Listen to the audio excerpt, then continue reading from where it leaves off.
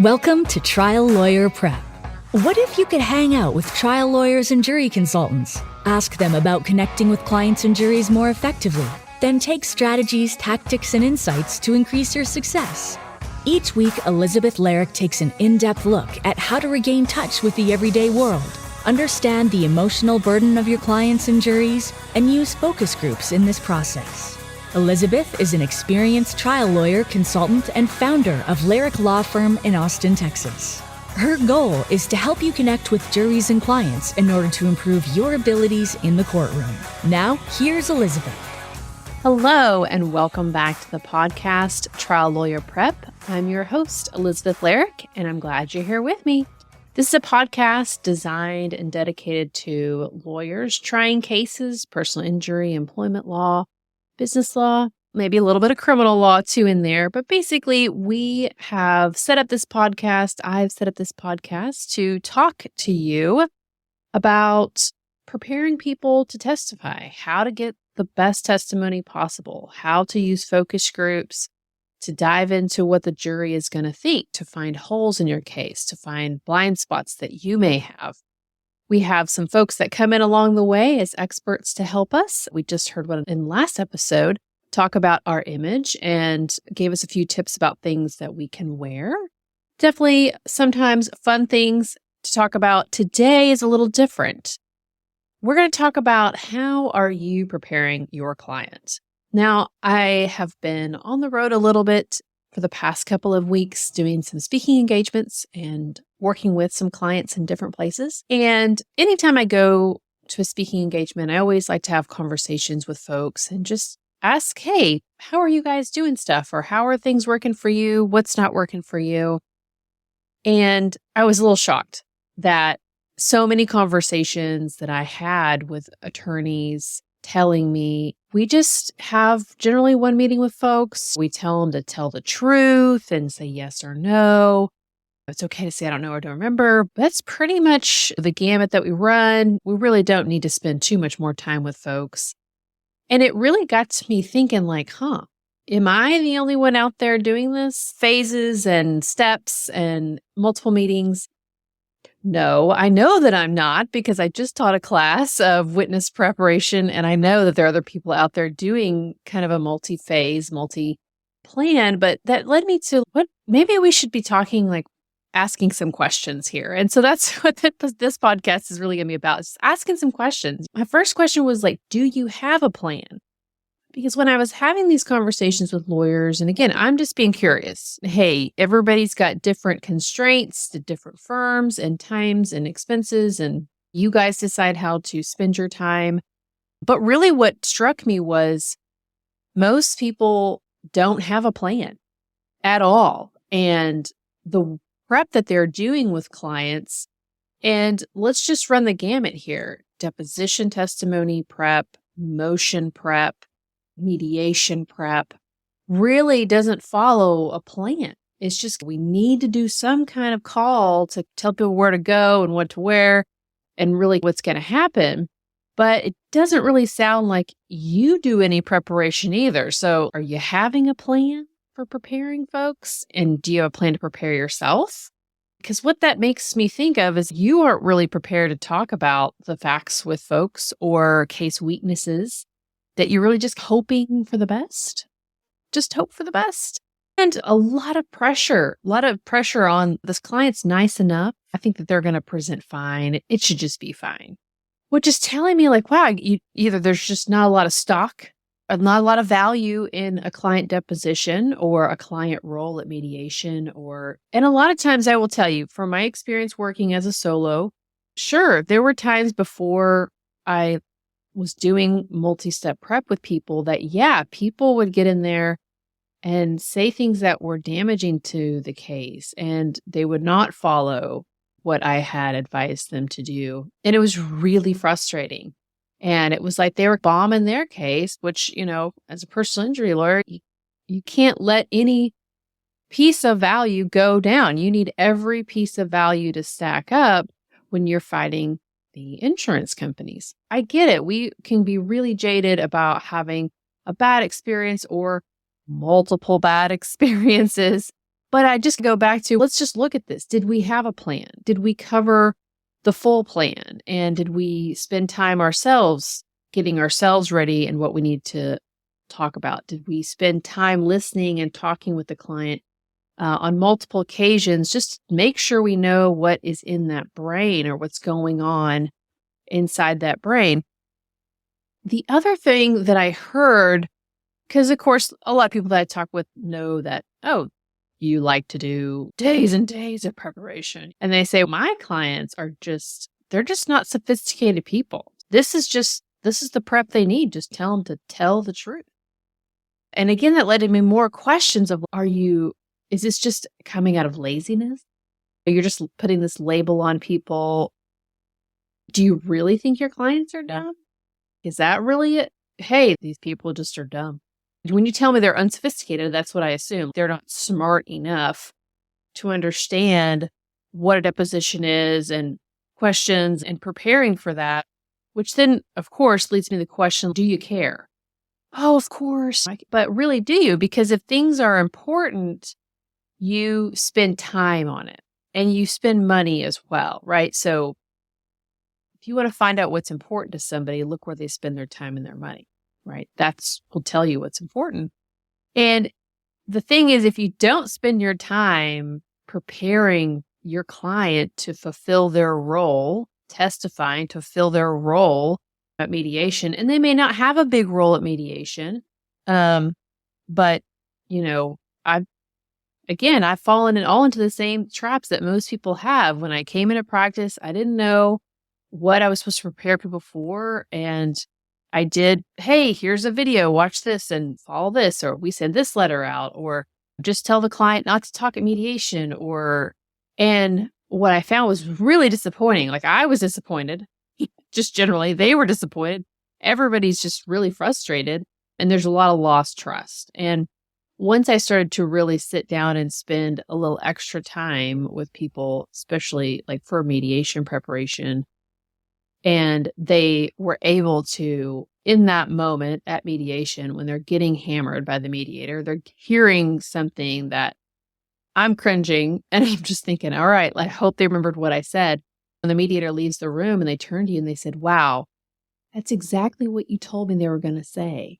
And I was totally prepared for that bad news, or I was totally prepared for that badgering. So, wow, thank you. Absolutely. And that's really what we want to do, is stay ahead of the surprises. But if you don't spend that time on those important things, it's going to end up costing you in the end. It's going to either cost value to the case. It's going to definitely cost you in referrals, because that client's just going to say, yeah, the case got done, but boy, howdy, it was miserable. And the other thing that I also hear from lawyers many times is, they just blame their behavior on, this is the insurance company, or this is opposing counsel. This is just the way that it is.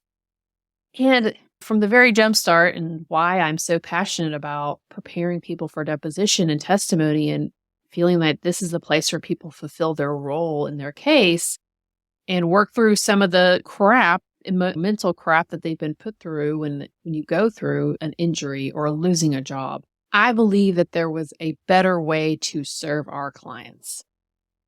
I knew it didn't have to be that we had to blame other people. I knew that there was something that we could do to take control, to at least, there are things that we can't control, but there are things we can do to make people's experience better, to help them through this crappy time or this crappy problem. That's most of the time, this is just a crappy problem we have to deal with. And that's really what led me to spending so much time and hours learning the witness prep and being uncomfortable trying something new and taking extra time. But what happened was I saw almost immediate results, right? This is something where I feel like, hey, this is not like, doing social media marketing and see you in 6 months and you hope it works out. Your return on investment is almost immediate. And that's what's so fantastic is you got to believe in people, and you got to believe They're, your quote unquote unsophisticated people. They're folks. They are getting through the world. They got house payments, car payments. They got kids. They got other problems just like you do. And guess what? They solve them and move along the way. They're going to be able to figure out how to navigate a deposition. It may be a little bit different preparation style for you, but hey, that just helps you grow when you face situations like that. The other thing I always want to remind people of is the number one social media for kids 13 all the way up past 65 is YouTube. So if you aren't taking the time to walk people through preparing for deposition, preparing for mediation, they're going to go online and they're going to try and find answers. I don't care how sophisticated or unsophisticated. They want to know, they want to be prepared because nobody wants to be humiliated. Nobody wants to be embarrassed. And so, yeah, they're definitely going to, and trust me, the preparation and the information on YouTube about depositions is not what you want your clients to be looking at. It's that sit and suffer. I talk about this often. That makes me cringe when I see, okay, this is just going to be a terrible experience. You're going to suck at it. And you're just going to have to sit and suffer through this and say as little as possible. Ugh, that just makes me so disappointed. But I get it. That makes it really easy for us as lawyers, doesn't it? It does. And whatever fear we have, we just get to stuff it into those 4 instructions. Tell the truth, say yes or no, do not offer anything besides yes or no. It is 100% appropriate to say, I don't know, or I don't remember. Hey, now listen, there's some good things in there, but if that's all we're telling folks, which is pretty much a lot of the information on YouTube, along with some really awesome deposition testimony, which I encourage you, if you have time, to go see what people are looking at.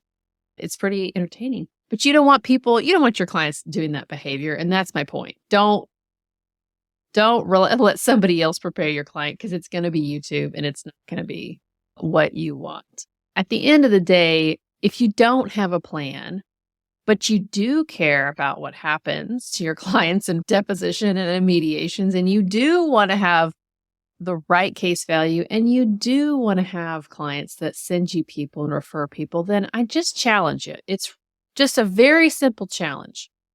If you're sending your clients an email or a letter with instructions about the deposition and again, when I say instructions, I'm not saying like where to go. Yes, please send them a letter or email telling them where to go and what time. Very important. But if you're sending instructions, just pause.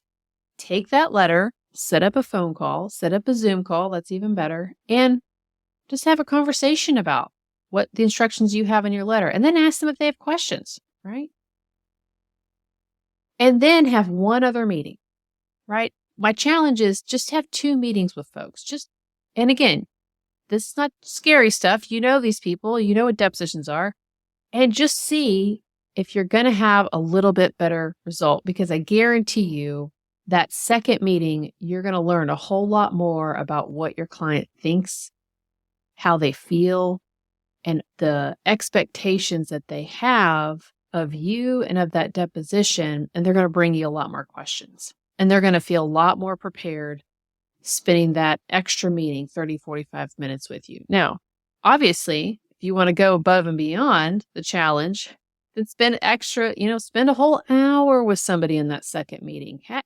Take a moment yourself and prepare. Go through some of the things in the case. Be able to have a conversation with them. But what I find is if you don't have a plan, what generally ends up happening is you jump from 1 to 10. You go from here's the deposition. You're going to get a lot of questions. It's always answer yes or no, little information. And then you jump to a 10 and you start role playing. They're going to say this about you and they're going to ask this question. And people are just like, whoa, what? They can't, it's so much information, they can't process it. And jumping in straight into role play, they can't process there's no context. So therefore, it just flies out the window. It doesn't stick in the brain. We want your instructions. We want your help, your instructions, your help, your thoughts. They want all those things. But if there's no context, it's not sticky. It just flies in one ear and out the other. right? But if you provide a little bit of context, have that conversation with them, have that first meeting, hey, just want to go over some of this stuff. We're going to meet one more time, but I want these things to marinate with you. Sweet. If you have more questions, it's not a problem. And give them that opportunity then to talk just a little bit more than they would in that 30 to 45-minute one solo meeting. All right. Now, if you're folks in my audience thinking, gosh, Elizabeth, I'm the person in the audience that does that multiple step thing and prep that you talk about. And we do talk about expectations and we do sit down and help organize and we use visuals, and kudos to you. Just know that you're standing out there in the 10%. I think about 80% of folks don't have a plan. And again, this is my personal research, which, I love research. It's my focus groups are about. Just get a little pat on the back, but also just know, keep at it. I know that it can be draining and I know that it can be frustrating. Trust me. This is not smooth sailing. There's always going to be challenges. People are challenging. But again, the return on investment here, investing in your client, investing in that relationship, it's going to be instant. Even if things still don't go as well, trust me, your client's going to know you tried, you were there, you wanted the best for them, and you wanted them to fulfill their role, right? I always talk about it that way so people know you have a place here. It's not just a bunch of lawyers pushing paper and forcing you into situations like settlements or trials. So I hope this episode was helpful. Again, it was just one of those things that in my last couple of weeks in my travels and in talking to people, I thought, wow, maybe I ought to just stop and have a conversation about this because it's real basic. It really is. Of course, I live in a world where this is what I do. So should I be shocked? I'm not really sure. But I'm always going to be curious, right? And I'm always going to be asking people how they do it because I want to know. There may be some nugget or some tip or some little thing that somebody else does that works wonders on folks. And that's what I want to do because I want to learn more as much as I can from everybody out there. But also, again, pass on what I know to help you be better lawyers, to help your clients better, build those relationships, get better referrals, build that case value in there. If you have an idea for an episode or a question, please don't hesitate to email me. If you'd like to be on the podcast, I would love to have you on the podcast. As you can tell, this year I've really focused on having people on as much as humanly possible. Although we did have a little break for our grief week, or grief month, I should say, a couple episodes on grief. But if you have anything, please don't hesitate to reach out to me. I promise that I'll answer your email. It's Elizabeth@Lyric Law Firm. Of course, the email is always in the show notes. Thank you so much for being an audience member. I really appreciate it. To help other people find the podcast, please rate and review on your podcast listening platform or forward. And until next time, thank you so much.